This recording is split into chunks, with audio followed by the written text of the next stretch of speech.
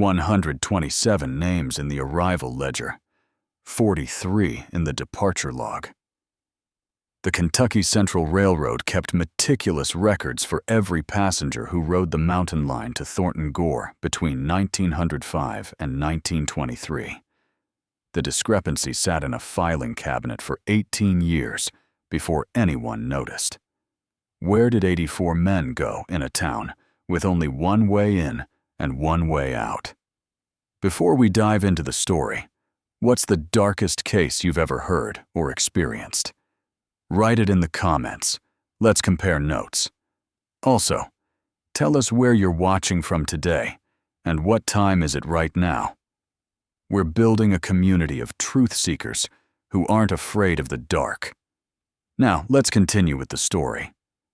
The discovery came from exhaustion, not investigation. In March of 1923, Delbert Escher had been Floyd County's clerk for 6 months, inheriting an office where filing had become an occasional suggestion rather than legal requirement. Working late on a Friday, reconciling census data that hadn't been organized since before the Great War, he pulled a canvas bag from a storage vault untouched for nearly 2 decades. Inside were passenger manifests from the Kentucky Central Railroad, specifically the Thornton Gore spur line. The rail company had dissolved in 1921. These records transferred to county custody during bankruptcy proceedings. Someone had accepted them, signed for them, then forgotten they existed. Escher spread the manifests across his desk. 18 years of operation, from 1905 through 1923. The Thornton Gore route served a single destination, a coal mining town owned entirely by Consolidated Mining Corporation, accessible only by rail through mountain terrain, too rugged for roads. The record-keeping was meticulous. Every passenger boarding at Prestonsburg was logged by name, date, and ticket type. One-way tickets carried red stamps. Round-trip tickets bore blue notations. The pattern emerged as Escher cross-referenced arrival and departure dates for workers traveling alone on one-way tickets. These were men recruited from Midwest cities to work coal seams deep beneath the mountains.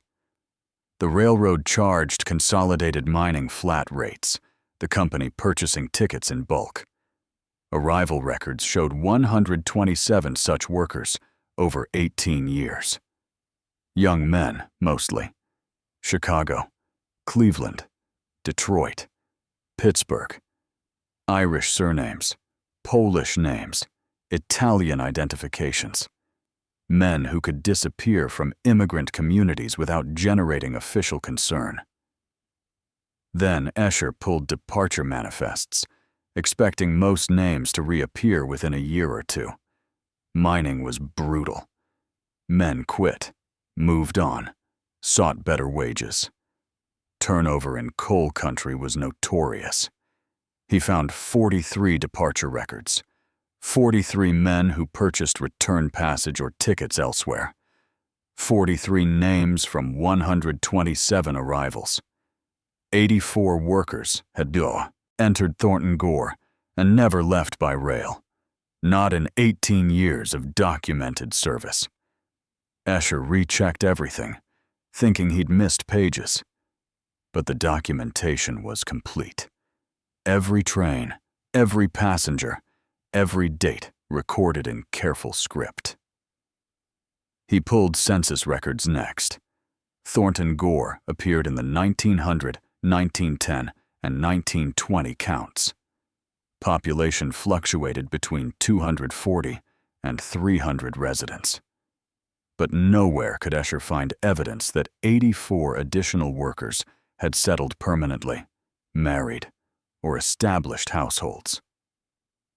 The mine employed 60 to 90 men at any given time, according to company reports filed with the state. If 84 recruits arrived over 18 years and only 43 left, the workforce should have been substantially larger than reported. Escher spread a topographical map across his desk.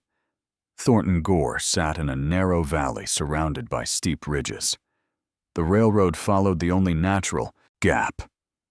To the north, south, and west, mountains rose sharply, slopes thick with old-growth forest, and ravines that made foot travel dangerous even for experienced woodsmen.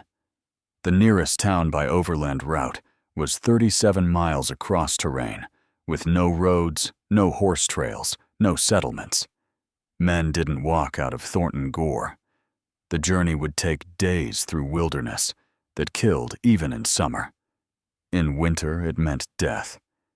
84 workers had traveled to Thornton Gore on company tickets and vanished from all documentation. No departure records, no census presence, no death certificates filed with the county, no letters home, no forwarding addresses, no trace beyond that initial arrival manifest. Escher sat back as the office darkened. Outside, Prestonsburg streets emptied for evening. Somewhere in the mountains, Thornton Gore operated quietly, the mine running under new management after Consolidated Mining's reorganization. He picked up his pen and began drafting a letter to the State Attorney General's office. The numbers told a story nobody wanted to hear. In that isolated valley, 84 men had disappeared. Nobody had thought to ask where they'd gone. The question wasn't whether something had happened to those workers. The question was whether anyone with power would care enough to find out. Escher's letter to the Attorney General triggered a document request that revealed something more disturbing than simple disappearances. Thornton Gore had been designed from its inception to make men initra. The state investigator who arrived in Floyd County 6 weeks later brought authorization to examine all corporate records related to Consolidated Mining Corporation's operations in the region. What emerged from dusty filing cabinets and bankers' boxes told the story of a system engineered with frightening precision. Thornton Gore was established in 1891 when Consolidated Mining purchased 12,000 acres of mountainous terrain after Bourges. Geological surveys confirmed rich coal seams running deep beneath the valley floor. The company's incorporation documents revealed an unusual structure. Rather than simply operating a mine, Consolidated Mining created what its board minutes called a complete self-sustaining labor environment isolated from external interference. They built everything. The mine itself, naturally, but also 64 worker housing units, a company store, a company doctor's office, a company church, and a company saloon. The railroad spur was constructed entirely with corporate funds, built to specifications that prevented any other rail company from using the track. Every structure, every service, every necessity of life in Thornton Gore belonged to Consolidated Mining Corporation. The geography made this control absolute. Topographical surveys commissioned by the state showed what Escher had suspected.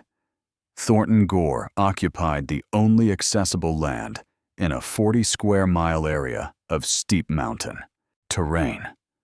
The valley was barely 2 miles long and half a mile wide at its widest point. Cliffs rose sharply on 3 sides. The railroad entered through a narrow gap to the east, the only passage through the surrounding ridges that didn't require dangerous climbing. Company correspondence from the 1890s discussed this isolation as an asset.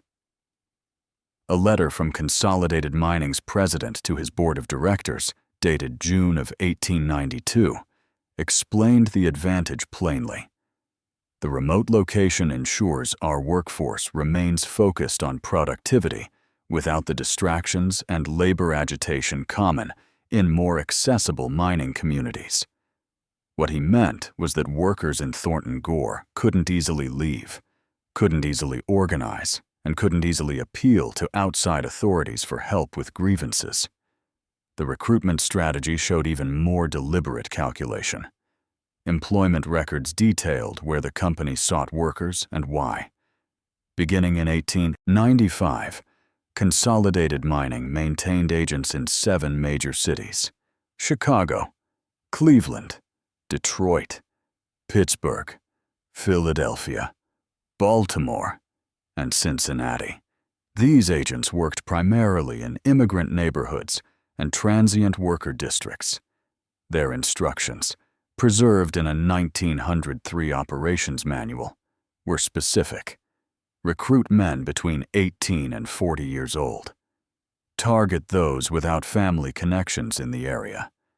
Preference for recent immigrants with limited English skills. Special consideration for men with minor legal troubles who might wish to relocate quickly. Always provide one-way transportation at company expense. The manual explained the reasoning. Unattached workers demonstrate superior retention rates and reduced likelihood of departure during initial employment periods. In other words, men with no one asking questions about them stayed longer, whether they wanted to or not. The compensation structure completed the trap. Workers signed contracts in the recruiting cities, agreeing to terms that seemed reasonable until examined closely.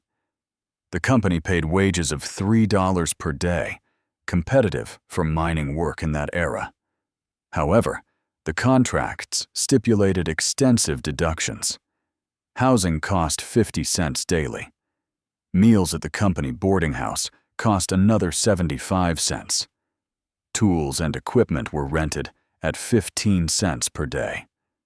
The mandatory company store credit for clothing, tobacco, and personal items added another $1 weekly. Medical insurance, whether workers wanted it or not, cost $2 monthly. The mathematics were brutal. A worker earning $3 daily actually kept less than 80 cents after deductions. And those deductions came first. The company paid in scrip, special currency printed by Consolidated Mining that could only be spent at the company store. Real cash, workers were told, would be provided only after the first 6 months of employment, once initial expenses were covered. But the bois contracts contained another clause, easily missed in the dense legal language. Any worker who left employment before completing 1 full year owed the company full reimbursement for recruitment costs, transportation, and training expenses. The total, $215, equivalent to nearly 8 months of actual take-home pay. Men arrived in Thornton, Gore with no money, already in debt for their train tickets. They worked for scrip that couldn't buy passage out. They lived in company housing, ate company food, and saw a company doctor if they fell ill. The nearest outside authority was 37 miles of impassable wilderness away. The state investigator's report, filed in May of 1923, described Thornton, Gore as a system of labor control that operates as effective imprisonment without requiring walls or guards. The geographic isolation, combined with economic entrapment and corporate ownership of all services, created conditions where workers theoretically remained free but practically had no means of exercising that freedom. This was the environment where 84 men had arrived and never left. Not a town, exactly. More like a machine designed to consume labor and prevent escape. The investigator's report asked a question that would haunt the case for decades. If Consolidated Mining had built such an elaborate system to prevent workers from leaving, what did they do with men who tried to leave anyway? The answer waited in the mountain, in the dark galleries where coal had been pulled from the earth for over 30 years. But finding that answer would require going places the company had worked very hard to keep hidden. The recruitment agents earned $5 for every worker who boarded the train to Thornton, Gore, and they were very good at their jobs. State investigators tracking the disappeared workers eventually identified 3 primary agents who had operated between 1900 and 1922.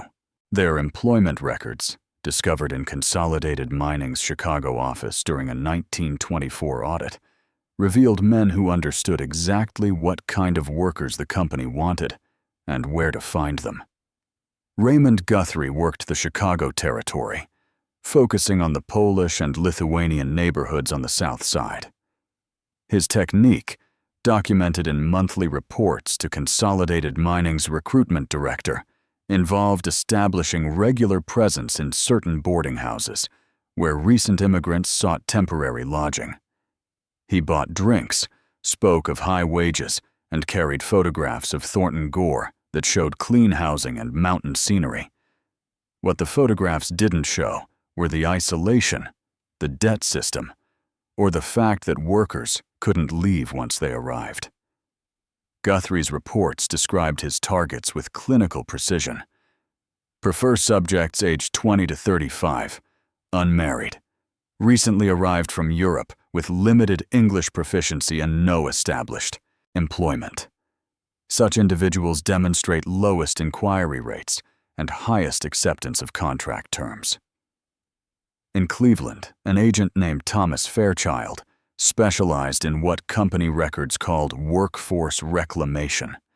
He recruited from county jails, offering work opportunities to men facing minor charges for vagrancy, public intoxication, or petty theft. Local authorities, eager to clear their cells, rarely questioned where these men went. Fairchild's success rate was remarkable. Between 1905 and 1918, he sent 47 men to Thornton, Gore. According to the railroad manifests cross-referenced with Escher's findings, only 6 ever returned. The promises were always the same. $3 daily wages, the highest pay in coal country. Company housing with running water, a luxury many workers had never experienced. Steady employment regardless of season or economic downturns. A chance to save money and perhaps bring family members later. Once established, the contracts workers signed used language deliberately crafted to obscure reality. One contract, preserved in court records from a 1925 lawsuit, ran to 4 pages of dense text. The wage information appeared prominently on the first page. The deduction structure was explained in paragraph 7 of page 3, using terms like standard accommodation fees and equipment utilization charges that sounded reasonable until calculated. The clause about owing $215 if leaving before 1 year was buried in section 12, subsection 4, described as recruitment cost recovery protocols. Most workers never read that far. Many couldn't read English well enough to understand the legal phrasing, even if they tried. Agents assured them the contracts were standard mining industry documents, nothing unusual, just formalities required by company insurance. Investigators later interviewed 19 workers who had survived employment at Thornton, Gore, and managed to leave. Their accounts described the moment of realization, usually arriving days or weeks after reaching the town. Joseph Kowalski, recruited from Chicago in 1908, told investigators he understood the trap only after receiving his first month's wages. 26 days of work at $3 daily should have yielded $78. His scrip payment totaled $18.50. When he questioned the paymaster, he was shown the contract he'd signed. The sections about deductions read aloud slowly. "I asked how I could save enough money to leave," Kowalski stated in his testimony. "The paymaster calculated it for me. At $18 monthly, minus the $2 monthly for the company store credit I was required to maintain, I would need over 13 months to save enough to repay recruitment costs. That assumed I spent nothing beyond required deductions. No tobacco, no extra food, no clothing beyond what the company provided, just existing and working." Another survivor, Henrik Bergstrom, described attempting to simply walk away in 1911 after realizing the financial impossibility of leaving legally. He made it 6 miles into the mountains before the terrain defeated him. Ravines, dense undergrowth, and the lack of any trail forced him to turn back after 2 days. He returned to find his belongings removed from company housing, and his name added to a list of workers reassigned to what supervisors called special excavation projects. These special projects represented another layer of the system's cruelty. Workers who caused trouble, questioned contracts, or attempted escape found themselves assigned to the deepest, most dangerous sections of the mine. The work was classified as punishment duty, though never officially described as such. Men on special excavation worked 12-hour shifts instead of 8, received reduced rations, and slept in separate barracks under close supervision. Company records showed special excavation assignments, but rarely showed these workers returning to regular duty. Between 1905 and 1931, 73 men were assigned to special excavation projects. Only 11 appeared in subsequent regular workforce documentation. The recruitment machine operated with industrial efficiency. Agents in 7 cities identified vulnerable men, offered salvation through employment, processed them through contracts designed to create unpayable debt, and loaded them onto trains heading to a valley surrounded by mountains. The company's own records revealed the intentionality. A 1909 memo from Consolidated Mining's operations director to recruitment supervisors stated explicitly, "Continue focus on transient populations and recent immigrants. These demographics generate minimal external inquiry when workforce adjustments become necessary." Workforce adjustments. The euphemism appeared repeatedly in company correspondence. What it meant in practice wouldn't become clear until decades later, when the mountain finally gave up some of its secrets. But in the cities where agents worked, in the boarding houses and jails and immigrant neighborhoods, the recruitment continued. Men desperate for work, for fresh starts, for escape from poverty or minor legal troubles, signed contracts they couldn't fully read and boarded trains, heading toward mountains they'd never leave. The agents collected their $5 commissions and found the next vulnerable soul willing to trade an uncertain present for a promised future. They were salesmen, ultimately, and what they sold was disappearance, packaged as opportunity, delivered by railroad to a valley that had already consumed dozens of men and would consume dozens more before anyone asked the right questions. The train ride from Prestonsburg to Thornton Gore took 3 hours through increasingly narrow mountain passes, and by the time workers arrived, turning back was no longer an option. Survivor accounts describe the journey in similar terms. The railroad climbed steadily after leaving the main station, following a creek bed through forested slopes. Other passengers, families, and established workers, returning from visits to larger towns, rode in relative comfort. New recruits were directed to a separate car at the rear, bare wooden benches and windows that didn't open properly. As the train penetrated deeper into the mountains, the views became more restrictive. Dense forest on both sides, steep ridges rising above the track, the sense of walls closing in. Henrik Bergstrom recalled watching the gaps between mountains disappear behind the train, the passage growing narrower until it seemed the railroad occupied the only space wide enough for human construction. The station at Thornton Gore appeared suddenly after a final curve, a wooden platform, a small station house, and beyond that, the town itself stretched along the valley floor. To new arrivals, it looked almost welcoming. Neat rows of identical housing units, painted white. Smoke rising from chimneys. The mine entrance visible in the distance, a dark mouth cut into the mountainside.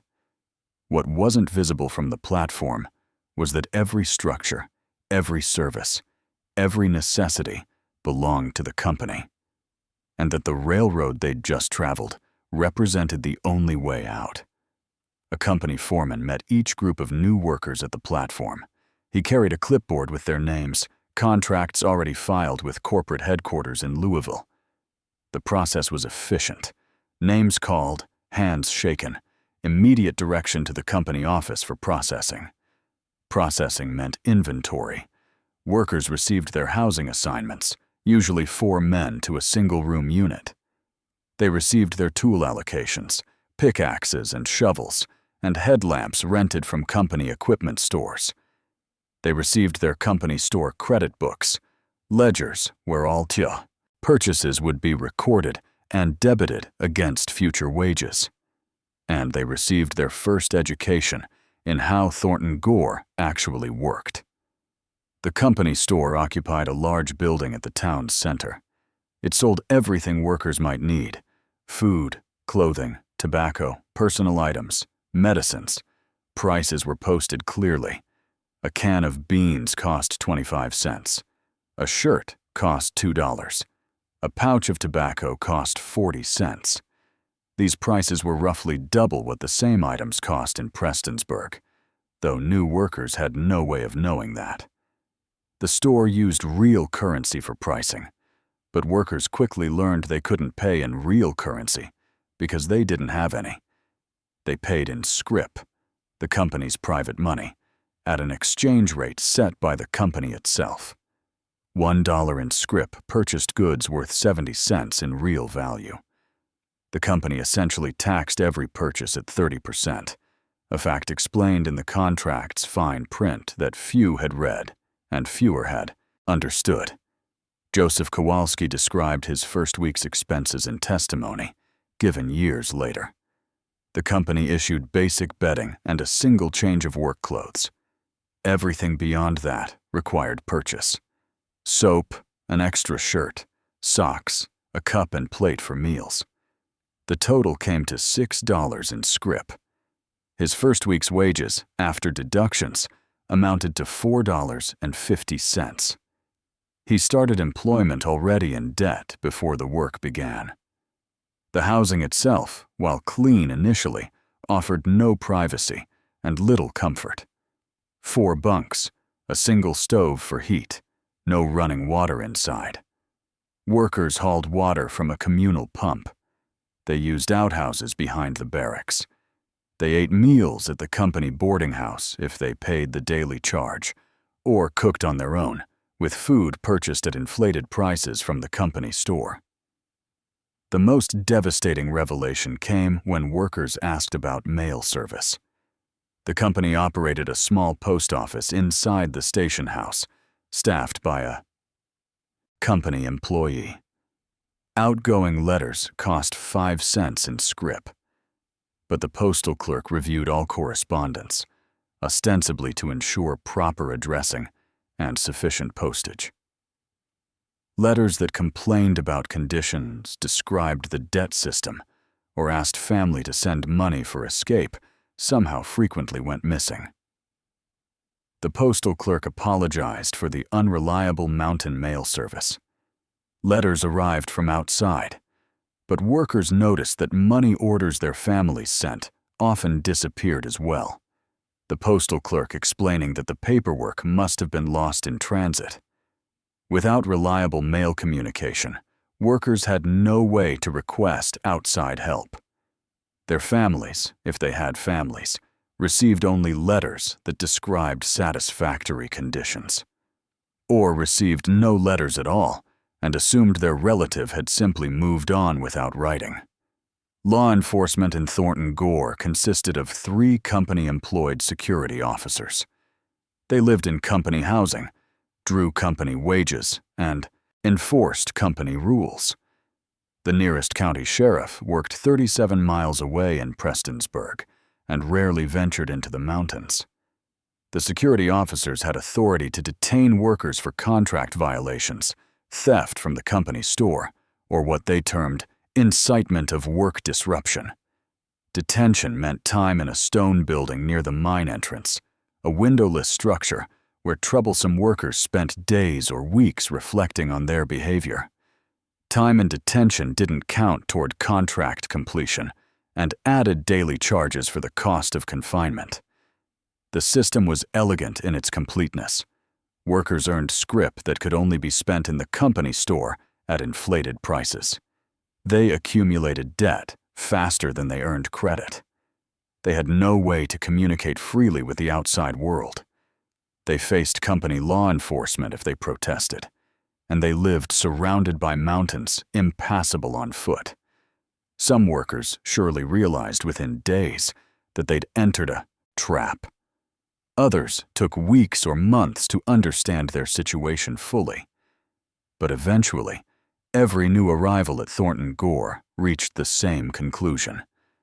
They had traveled 3 hours into the mountains and arrived in a place designed to prevent them from ever leaving. The train that brought them ran twice weekly, but boarding it required paying passage they couldn't afford or fleeing a debt that company security wouldn't allow them to escape. The mountains stood silent witness to this realization, their slopes thick with forest, their peaks disappearing into clouds. Beautiful, perhaps, to someone who could choose to leave. To the men trapped in the valley below, they represented walls more effective than any prison ever built. And somewhere in those mountains, in the depths of the mine that had drawn them here, waited the final piece of Thornton Gore's true purpose. But that discovery would take decades to unearth, long after most of the men who first understood the trap had already disappeared into it. Between 1907 and 1931, Consolidated Mining Corporation reported 0 fatal accidents at its Thornton Gore operation, a statistical impossibility that nobody questioned for 24 years. The coal mining industry in early 20th century America was brutally dangerous. Federal labor statistics from that era documented injury and death rates that seem unthinkable today.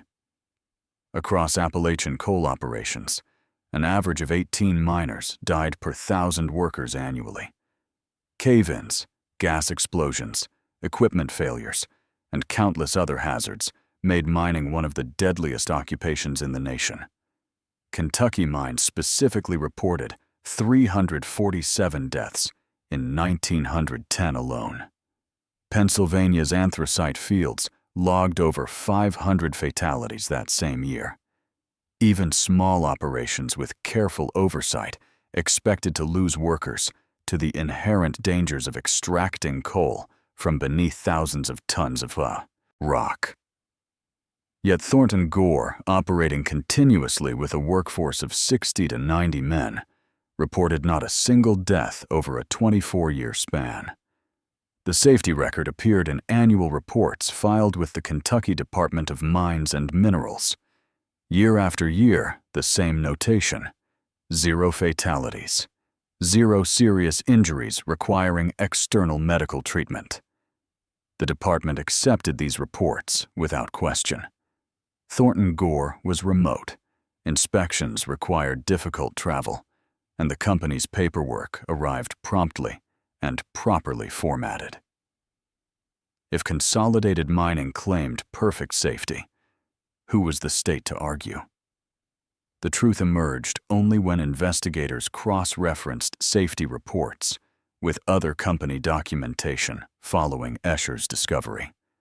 What they found revealed a system of erasure more chilling than any accident. Mine foreman logs, discovered during the 1924 audit, told a different story than official safety reports. These daily records, benevolent for outside review, documented dozens of incidents. A roof collapse in Gallery 7 during March of 1909. A methane pocket ignition in the eastern shaft. In June of 1912, a flooding event in 1916 that required evacuating 2 entire work sections. Yet none of these incidents appeared in reports to state authorities. None generated death certificates filed with county offices. The workers involved simply disappeared from all subsequent documentation. The pattern centered on what company records called special excavation assignments.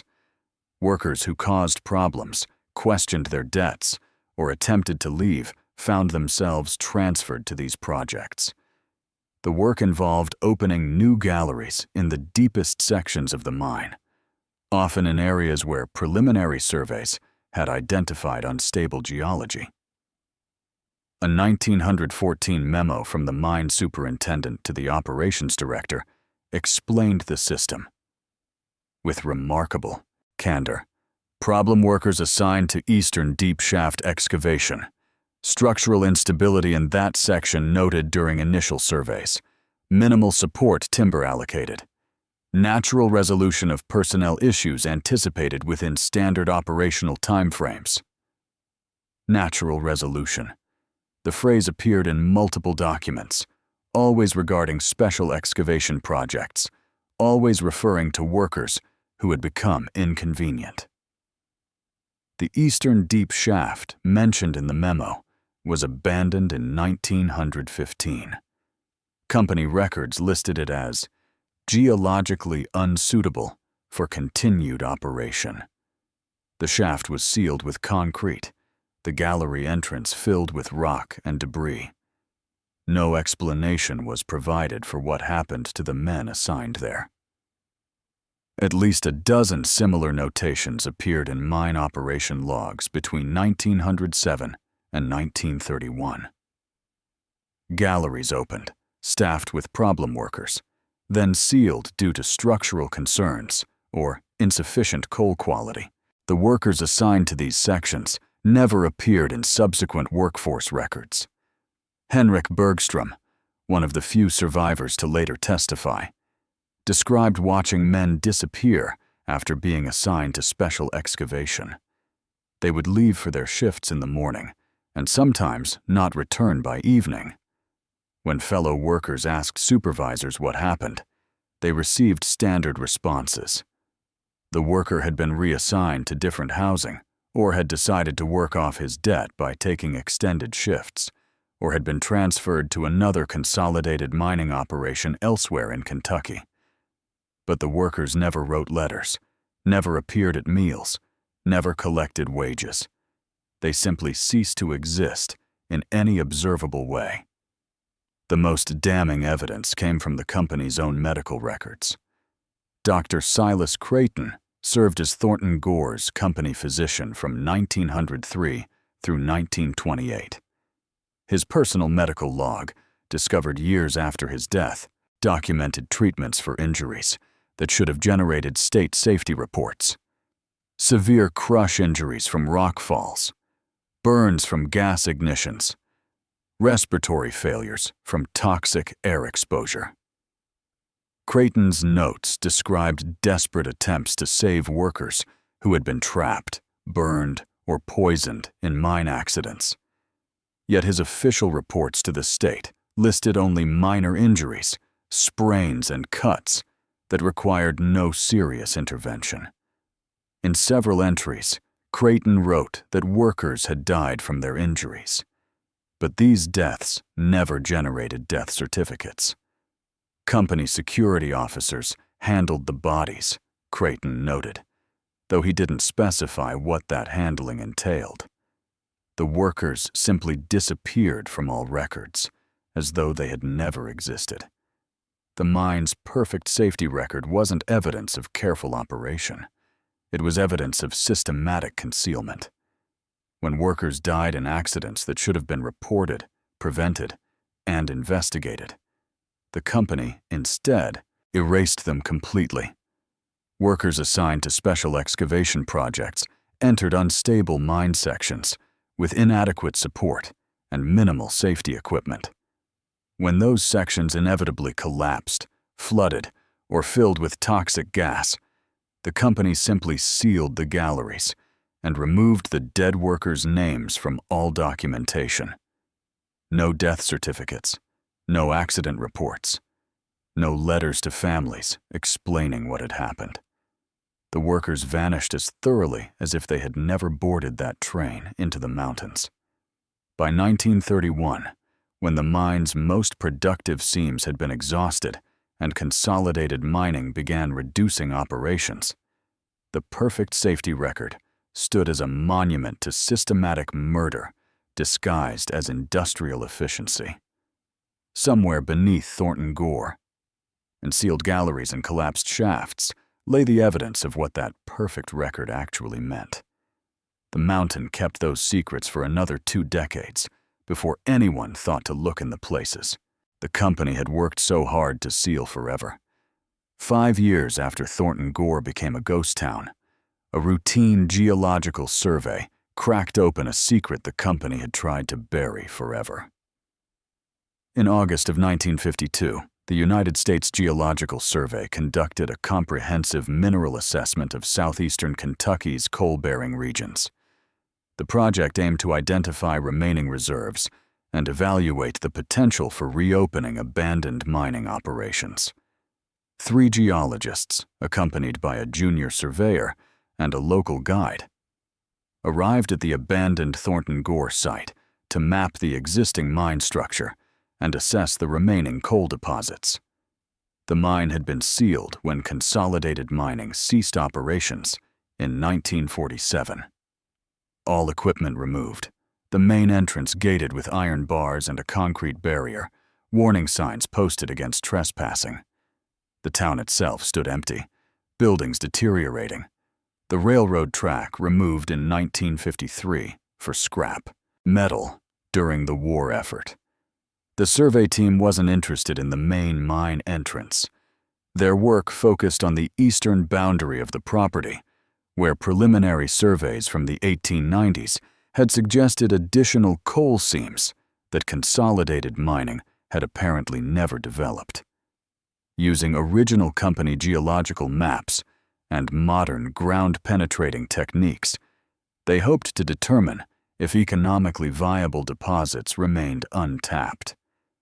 What they found instead was a sealed vertical shaft, approximately 40 feet from the eastern property line. The shaft opening had been filled with loose rock and covered with timber boards, then concealed beneath decades of forest undergrowth. Nothing in Consolidated Mining's final operational maps indicated this shaft's existence, though older surveys from 1907 showed a notation: Eastern Exploratory Shaft, abandoned due to structural instability. The team's lead geologist, Dr. Lawrence Wendell, decided to investigate.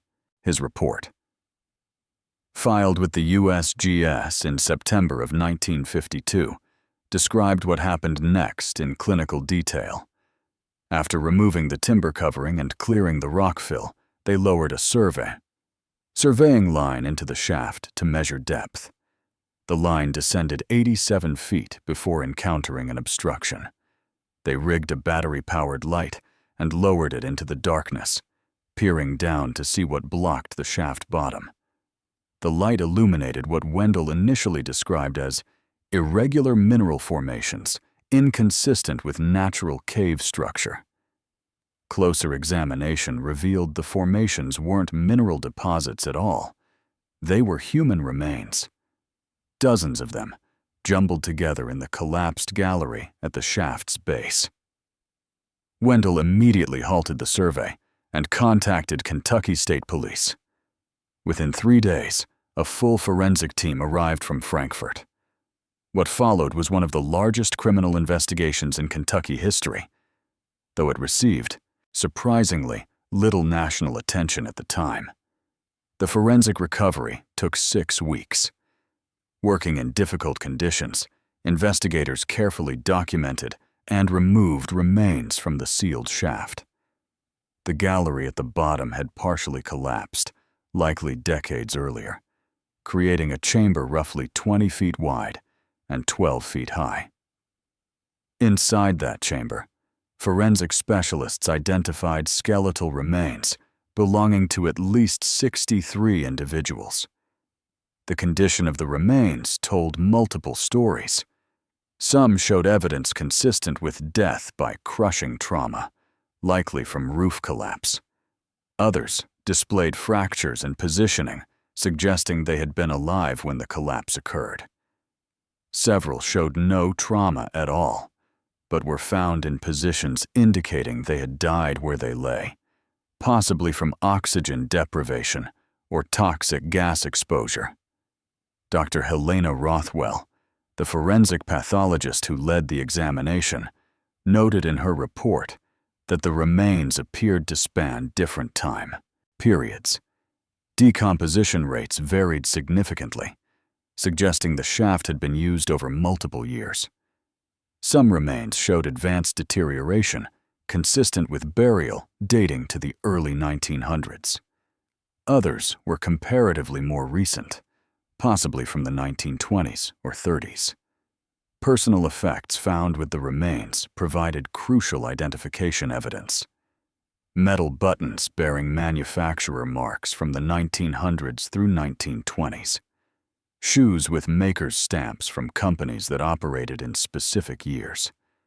A pocket watch engraved with a name, Joseph Kowalski, the same man who had testified about his brief employment at Thornton Gore before managing to escape. Except Kowalski had survived and given testimony in 1925. The watch must have belonged to another worker, perhaps a relative or friend, who had entered Thornton Gore and never left. The forensic team also discovered something that transformed the investigation from accident, recovery to potential murder inquiry. Several sections of the gallery showed evidence of deliberate demolition. Support timbers had been partially sawn through, not broken by natural stress. Sections of the shaft showed explosive residue, consistent with dynamite use, though no mining activity should have required explosives in that particular location. The pattern suggested intentional collapse.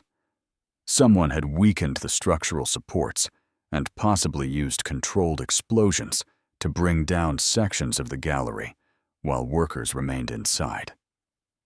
Dr. Rothwell's final report concluded that while some deaths could have resulted from accidental mine collapse, the physical evidence indicated deliberate action to seal the shaft with workers still alive in the lower gallery.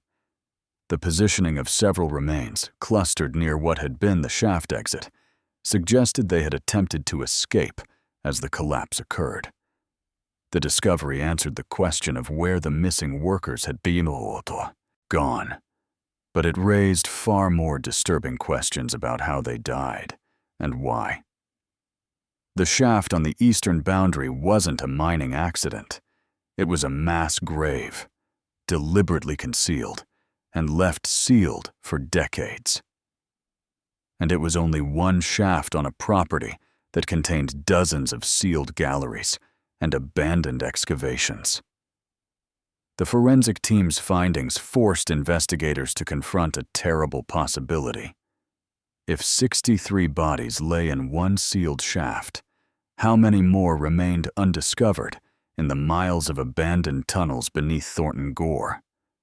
The mountain had surrendered one of its secrets, but the silence of those sealed galleries suggested it held many more, waiting in the darkness beneath the valley where 84 men had arrived by train and disappeared from history. The discovery of 63 bodies triggered a criminal investigation, but the evidence of who killed them and why arrived 6 years later in a bankruptcy lawyer's filing cabinet. In 1958, Consolidated Mining Corporation's successor company, Kentucky Industrial Holdings, filed for bankruptcy protection following years of declining coal demand and mounting legal liabilities. The bankruptcy proceedings required full disclosure of corporate assets, debts, and operational history. Teams of lawyers and accountants descended on the company's Louisville headquarters to inventory decades of business records. Among those records, stored in a basement archive that hadn't been touched since the company's reorganization in 1948, were 7 boxes of correspondence labeled Thornton Gore Operations, Administrative. The boxes contained letters, memos, and reports exchanged between mine supervisors, corporate executives, the company physician, and local law enforcement officials between 1905 and 1947. The attorney who first reviewed these documents, Gerald Vance, immediately recognized their significance. He contacted the Kentucky Attorney General's office before finishing his inventory. What the correspondence revealed was a conspiracy so systematic and so thoroughly documented that prosecutors initially struggled to believe the participants had been careless enough to write it all down. The earliest damning letter dated to March of 1908. Mine Superintendent Vincent Ludlow wrote to the corporate operations director in Louisville, describing what he called a persistent labor problem requiring permanent resolution. 3 workers had attempted to organize a work stoppage over wage deductions. Ludlow requested guidance on how to proceed. The response from corporate headquarters, written by Operations Director Charles Whitford, was explicit. Transfer the identified workers to Eastern Shaft Excavation. Dr. Creighton has been informed of the medical documentation requirements. Sheriff Tate will handle any external inquiries regarding worker whereabouts. That single paragraph outlined the entire mechanism. Problem workers were reassigned to dangerous mine sections. The company doctor handled the paperwork. The county sheriff provided cover for outside questions. Subsequent correspondence filled in the operational details. Dr. Creighton's letters to corporate headquarters described a system he clearly found distressing, but participated in nonetheless. A 1911 letter expressed his concerns. I cannot in good conscience continue certifying voluntary departures when I have direct knowledge of workplace fatalities. However, I understand the company's position regarding external regulatory interference. The company's response offered Creighton a substantial salary increase and reminded him that his medical license, housing, and livelihood all depended on company goodwill. He continued filing false documentation for another 17 years. The correspondence with law enforcement officials revealed an equally corrupt arrangement. Floyd County Sheriff Augustus Tate received monthly payments from Consolidated Mining, documented in ledgers as security consultation fees. In exchange, Tate ensured that inquiries from families seeking missing workers went nowhere. A 1914 letter from Tate to Ludlow described his standard procedure. When families inquire about workers who allegedly departed for Thornton Gore, I inform them the individual likely moved on to other employment and suggest they contact mining operations in neighboring counties. No families have persisted in their inquiries after initial contact. The families of immigrant workers, often struggling with language barriers and unfamiliar with American legal systems, had no ability to challenge a sheriff's assurances. They accepted that their sons or brothers or husbands had simply moved on without writing, a common enough occurrence in the transient mining industry. More chilling were the letters discussing what to do with workers who died in actual accidents rather than deliberate eliminations. A 1919 memo from Ludlow to corporate headquarters described a roof collapse that had injured 5 workers, 2 severely. Rather than report the accident and face state investigation, the company doctor treated the injuries privately. The workers who recovered returned to work. The 2 who died were listed in Dr. Creighton's reports as having departed employment to seek work elsewhere. Their bodies, according to a follow-up memo, were disposed of in accordance with established protocols. The exact meaning of that phrase became clear when investigators matched the correspondence dates with the sealed Eastern Shaft. Workers who died between 1919 and 1921 appeared in the forensic evidence from that location. The correspondence also revealed coordination at higher levels. The Kentucky Department of Mines and Minerals received annual safety reports signed by state-certified inspectors who claimed to have visited Thornton Gore regularly. But letters between Consolidated Mining executives discussed these inspections in revealing terms.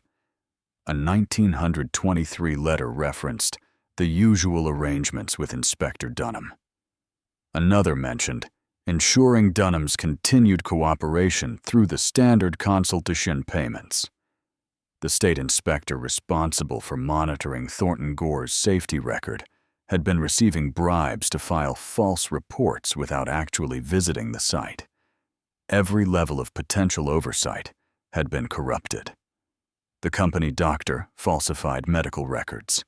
The county sheriff misdirected inquiries. The state inspector accepted payment to certify safety conditions he never witnessed. Corporate executives in Louisville coordinated the entire system through written instructions that documented their full knowledge and participation. The correspondence continued through the 1930s and early 40s, though the volume decreased as mining operations wound down. The final letter in the archive, dated February of 1947, came from the company's legal counsel advising that all documentation related to irregular labor transitions should be retained in secure storage rather than destroyed, as such destruction might create legal exposure if ever questioned. That advice proved catastrophic for the conspirators. By preserving the evidence of their crimes, they provided prosecutors with an unimpeachable paper trail showing systematic murder disguised as labor management. The correspondence named names, provided dates, described methods, and demonstrated clear intent to conceal workplace deaths from authorities. It was the kind of evidence prosecutors dream of finding. The criminals' own words, in their own handwriting, explaining exactly what they had done and why. But there was one final problem. By 1958, when these documents surfaced, most of the men who had written them were already dead. Between 1954 and 1961, 11 men came forward with testimony about life inside Thornton Gore, and their accounts described a community living under systematic terror.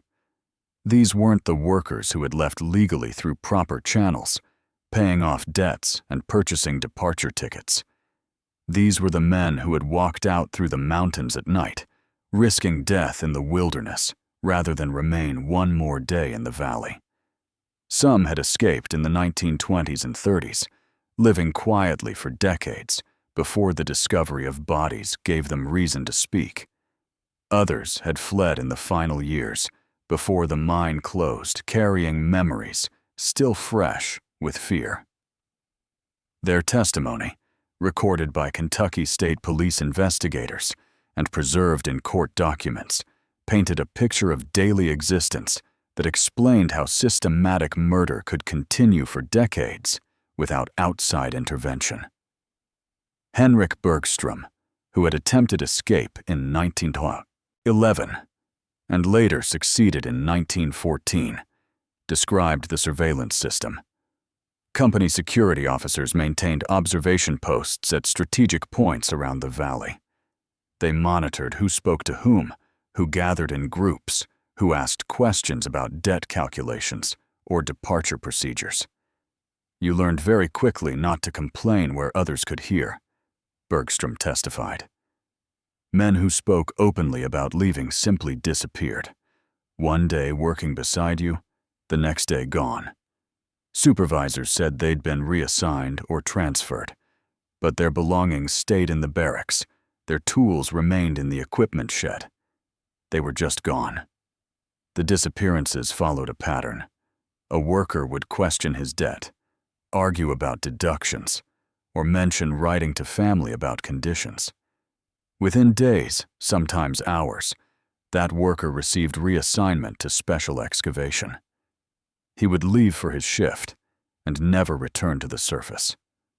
Other workers learned not to ask what happened. Asking questions marked you as the next problem requiring resolution. Anton Kurowski testified about the pressure placed on families who lived in Thornton, Gore. Some workers had brought wives and children, or married local women.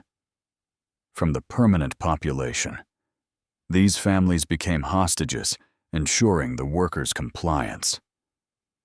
My wife and 2 daughters lived in company housing, Kurowski stated in his 1956 testimony. When I questioned a pay discrepancy, the mine foreman visited our home that evening. He told my wife that housing assignments could change if workers proved unreliable. He suggested our family might find themselves without shelter if I continued making trouble. The threat was clear. Challenge the company, and your family suffered. In a valley with no other housing, no other food sources, no other means of survival, eviction meant death by exposure and starvation. This system of fear extended to the company doctor's office. Workers who reported injuries or illnesses received treatment only if the condition didn't interfere with work. Dr. Creighton, despite his documented participation in falsifying death records, apparently struggled with the ethical implications of his position. Several survivors testified that Creighton had warned them privately to avoid certain work assignments. He couldn't refuse company orders directly, but he could hint at dangers. A worker scheduled for eastern shaft excavation might be advised by Creighton to develop a sudden illness requiring light duty. The doctor would provide a medical excuse that temporarily protected the worker from the deadly assignment. But Creighton's ability to protect workers had limits. When company security officers personally delivered assignment orders, medical excuses carried no weight. The worker went to the assigned section regardless of supposed illness. The testimony also revealed failed escape attempts. At least 16 workers tried to walk out through the mountains during the years covered by survivor accounts. Most turned back when the terrain proved impassable. A few succeeded, like Bergstrom, who spent 4 days crossing ridges and ravines before reaching a settlement on the far side. Others never emerged from the wilderness. Their bodies, if ever found, would appear decades later as unmarked graves in remote mountain hollows, discovered by hunters or hikers who reported skeletal remains to authorities without knowing the person had been fleeing Thornton Gore. The survivors described the psychological weight of living under constant threat. Every conversation carried risk. Every friendship might be betrayed by someone desperate to prove their own loyalty to company supervisors. Trust became impossible when any person might be an informant, intentionally or accidentally reporting comments that could lead to reassignment. You stopped being human in certain ways, testified Gregor Vasily, who escaped in 1938. You worked, you ate, you slept. You didn't dream about the future because there was no future except more of the same. You didn't form real friendships because people disappeared. You just existed day after day until either you found a way out or you became one of the disappeared. The survivors' accounts explained how the system perpetuated itself. New workers arrived regularly, unaware of the reality until trapped. Veteran workers knew the truth, but remained silent to protect themselves and their families. Those who spoke up vanished, reinforcing the lesson for everyone who remained. By the time Thornton Gore closed in 1947, an estimated 200 workers had cycled through the operation. 43 had left through official channels. 11 had escaped through the mountains. 63 bodies had been found in one sealed shaft. That left more than 80 individuals completely unaccounted for. The survivors' testimony suggested where they might be. In other sealed galleries, in collapsed shafts, in unmarked mountain graves. Disappeared so thoroughly that even their families eventually stopped asking what happened to them. The testimony provided human context for the statistics and documents. Behind every falsified death certificate, every fraudulent safety report, every sealed mine shaft, were real people who had traveled to Thornton Gore, believing in the promise of work, and found themselves trapped in a system designed to prevent escape. Some got out, most didn't. And those who remained silent in the valley, year after year, watching others disappear while trying to survive themselves, carried guilt and trauma that no testimony could fully express. They had lived in a prison without walls, governed by fear instead of bars, and the mountain had watched in silence as the system consumed worker after worker, year after year, for over 4 decades. The prosecution had bodies, documents, and testimony proving systematic murder spanning 4 decades. Yet by 1967, every file was sealed, and no one had spent a single day in prison. The Kentucky Attorney General's office began building criminal cases in 1958 after the company correspondence surfaced. The evidence seemed overwhelming. 63 confirmed deaths. Written instructions from corporate executives ordering the elimination of problem workers. Testimony from survivors describing the terror system. Medical records proving Dr. Creighton falsified death certificates under company orders. Prosecutors identified 17 individuals who bore direct responsibility for the deaths at Thornton Gore. Mine superintendents who ordered workers into deliberately unsafe conditions. Corporate executives who coordinated the cover-up. The company physician who falsified documentation. Sheriff Tate who misdirected family inquiries. State inspectors who accepted bribes to file fraudulent safety reports. The legal team spent 2 years preparing indictments for conspiracy to commit murder, manslaughter, fraud, and obstruction of justice. They assembled witness lists, organized documentary evidence, and consulted with forensic experts who could testify about the deliberate nature of the mine shaft collapse that had killed dozens. Then reality intervened with a series of obstacles that ultimately made prosecution impossible. The first problem was mortality. The crimes had occurred between 1905 and 1947. By 1960, when prosecutors were ready to seek indictments, most of the primary conspirators had died of natural causes. Vincent Ludlow, mine superintendent from 1903 through 1931, had died in 1948. Charles Whitford, the operations director who had coordinated the elimination protocols, died in 1951. Dr. Silas Creighton passed away in 1953, taking whatever guilt or remorse he felt to his grave. Sheriff Augustus Tate died in 1949. Of the 17 individuals prosecutors wanted to charge, only 4 remained alive by 1960. 2 were in their late 70s with severe health conditions that made them legally incompetent to stand trial. 1 had developed advanced dementia and couldn't remember his own name, much less events from 30 years earlier. The 4th lived in a nursing facility, blind and deaf, unable to communicate or participate meaningfully in his own defense. The second obstacle was corporate structure. Consolidated Mining Corporation had dissolved in 1948 as part of a planned reorganization. The company's assets, liabilities, and operations were transferred to Kentucky Industrial Holdings, which subsequently transferred coal operations to a subsidiary called Mountain Resources Limited. When Kentucky Industrial Holdings filed for bankruptcy in 1958, its assets were again transferred, this time to multiple purchaser companies that had no connection to the original Consolidated Mining Corporation. The corporate entity that had owned Thornton Gore and employed the workers who died there no longer existed in any legally actionable form.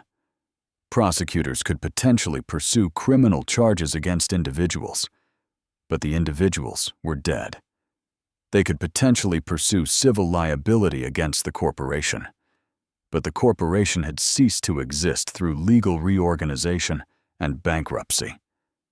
The third obstacle proved most frustrating: statute of limitations. Kentucky law in the 1960s imposed time limits on prosecuting most crimes. For manslaughter, the limitation period was 5 years from the date of the crime. For conspiracy and fraud, 10 years. The most recent deaths documented in the sealed shaft occurred in the early 1930s, possibly as late as 1935.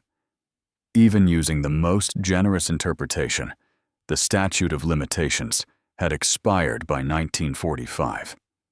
7 years before, the bodies were discovered.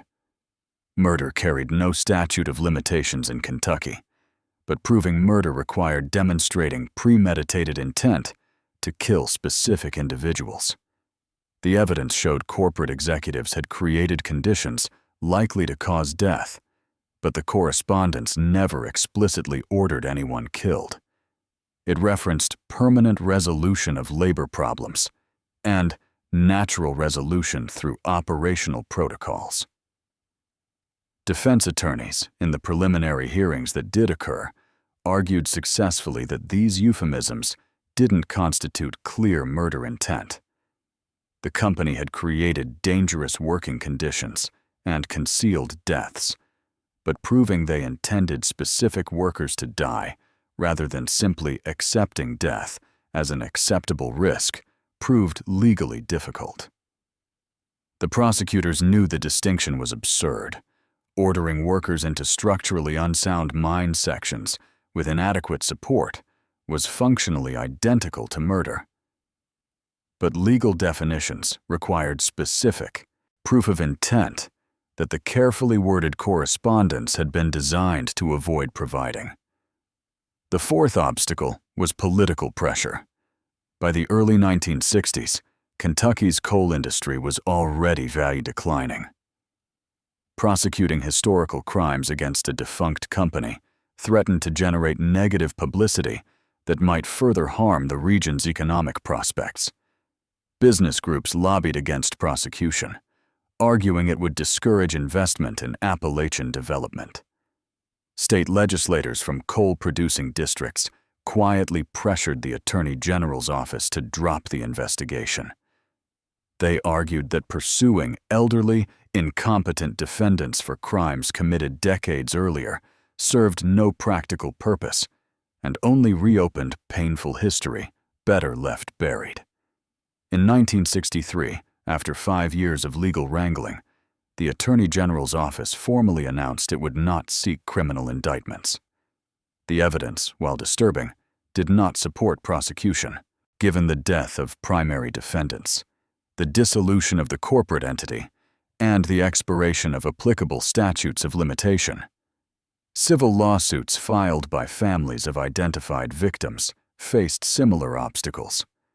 Without a viable corporate defendant, and with most individual defendants deceased, the cases collapsed. Families received no compensation, no acknowledgement of wrongdoing, no justice for their relatives who had disappeared into the mountain decades earlier. In 1967, the Kentucky State Archives classified all investigation files related to Thornton Gore as sealed records, citing privacy concerns for surviving family members and the lack of ongoing legal proceedings. Researchers could request access through formal petition, but the files were effectively removed from public view. The case that had once seemed like an opportunity for historical justice instead became a monument to how legal systems fail when time, corporate structure, and political convenience align against prosecution. The evidence existed. The crimes were documented. The victims were identified. But nobody would ever be held accountable for what happened in that valley, where men arrived by train and disappeared into sealed shafts, their deaths concealed by the very institutions meant to protect them. Justice delayed had become justice denied, and the mountain kept its remaining secrets undisturbed. Today, Thornton Gore exists only as a name on historical maps and a hiking trail leading to ruins that most people pass without knowing what happened there. The railroad spur was dismantled in 1953, the rails and ties salvaged for scrap metal during the Korean War. The route it followed became an informal trail used by hunters and hikers, exploring the remote mountain region. The company town's buildings collapsed slowly over the decades, reclaimed by forest growth until only foundation stones and scattered debris mark where 64 housing units once stood. The mine entrance remains sealed, the iron gate installed in 1947, now rusted, but still blocking access to the galleries beyond. Warning signs posted by the state in the 1960s caution against trespassing, citing unstable structures and toxic air. Few people venture close enough to read them. State geological surveys conducted in the 1970s attempted to map all sealed shafts and galleries on the former consolidated mining property. They identified 23 separate sealed locations beyond the eastern shaft, where the 63 bodies were recovered. Opening these sites would require extensive excavation and structural stabilization, work that would cost millions of dollars and potentially yield nothing but more confirmation of what's already known. Kentucky has never allocated funding for that work. The state's official position, established in 1978, holds that further excavation serves no investigative purpose, given the sealed criminal files and the absence of viable prosecution targets. The mountain keeps whatever other evidence it holds. Historians who have studied the Thornton Gore case estimate the true death toll exceeded 200 workers over the operation's 56-year history. 84 men arrived by railroad and never left by railroad. 63 were found in one shaft. Survivors' testimony referenced at least 16 failed escape attempts and dozens of workers who simply disappeared after receiving special excavation assignments. The mathematics suggest multiple mass graves remain sealed beneath the valley floor, containing workers whose families never learned what happened to them. Polish immigrants who wrote letters home that never arrived. Italian laborers who vanished from urban neighborhoods without generating missing person reports. Irish workers who escaped poverty in one country only to find death in another. Their names appear in railroad manifests and company ledgers, but nowhere else. No death certificates, no grave markers, no memorials, just entries in dusty documents showing they arrived and never left. The Thornton Gore case did contribute to meaningful change, though that change came too late for the victims. Congressional hearings in the 1960s examined company town systems across Appalachia, using Thornton Gore as a primary example of how corporate control over isolated communities enabled abuse. The hearings led to the Federal Coal Mine Health and Safety Act of 1969, which mandated independent safety inspections and protected workers' rights to report dangerous conditions without company retaliation. Labor historians cite Thornton Gore when discussing why company scrip was eventually banned and why modern mining operations must maintain independent oversight. The case exposed fundamental flaws in allowing corporations to function as governments in isolated regions, where geographic barriers prevented workers from exercising meaningful freedom. But these reforms didn't resurrect the dead or provide justice to their families. They simply ensured that future workers might not face the same systematic exploitation and murder that characterized Thornton Gore's operation. Hikers who follow the old railroad trail into the valley occasionally report strange experiences. Some describe hearing sounds like distant train whistles echoing through the mountains, though no railroad has operated there in over 70 years. Others mention feeling watched while passing the ruins, an oppressive sense of presence that drives them to leave quickly. The rational explanations are simple enough. Mountain valleys create unusual acoustic effects. Wind through abandoned structures produces sounds that can seem mechanical. The psychological weight of knowing what happened in a location influences perception. Human minds find patterns and presences in empty spaces, particularly when those spaces carry historical trauma. Whether the experiences reflect something beyond natural explanation or simply the power of suggestion remains an open question. The valley holds its atmosphere of wrongness regardless of the source. What isn't in question is the historical reality. Thornton Gore was designed as a trap. Workers were lured with promises of fair wages and steady employment. They arrived to find themselves imprisoned by debt, geography, and corporate power. When they challenged their circumstances or attempted escape, they were eliminated systematically, their deaths concealed through falsified records and official corruption.